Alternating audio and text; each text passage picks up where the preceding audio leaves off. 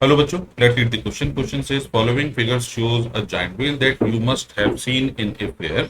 The wheel rotates with a constant angular speed omega. Your younger brother is standing in one of the boxes that are fitted at the periphery of the wheels.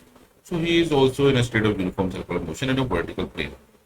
If your brother stands vertically without holding anything in the box, which of the following forces provides a centripetal force to him at point B? Number one, resultant of weight and normal reaction. Number two, friction between your brother and the floor of the box. And number three, force on the hinge at which the box is suspended. And number four, normal reaction between the floor and your brother.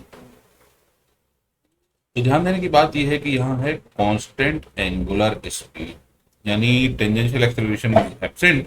तो अगर वो point B पर है तो point B पर अगर ये हमारा बॉक्स है और ये पर्सन है, इस पर लगने वाले जो फोर्सेस होंगे वो होंगे downward force m g, normal reaction n और फोर्स ऑफ फ्रिक्शन एफ। अब चूंकि इसका नेट एक्सेलरेशन जीरो है, यानी टेंजेंशियल एक्सेलरेशन जीरो, तो इसका मतलब n minus m g will be equal to zero.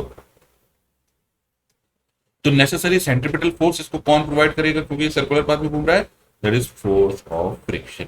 तो F will provide the necessary centripetal force which will be equal to m omega square r at point B। तो हमारा answer one है wrong. Friction between your brother and the floor of the box, ये answer हमारा सही है। Force on the hinge eight which box is suspended, चूंकि hinge box पर force लगाएगा ना कि पर्सन पर, तो ये स्टेटमेंट भी हमारा रॉन्ग है। Normal reaction between floor and your brother, it is not along the radius, तो ये भी स्टेटमेंट हमारा गलत है। हमारा सही आंसर है two. I hope you understood the solution. Thank you.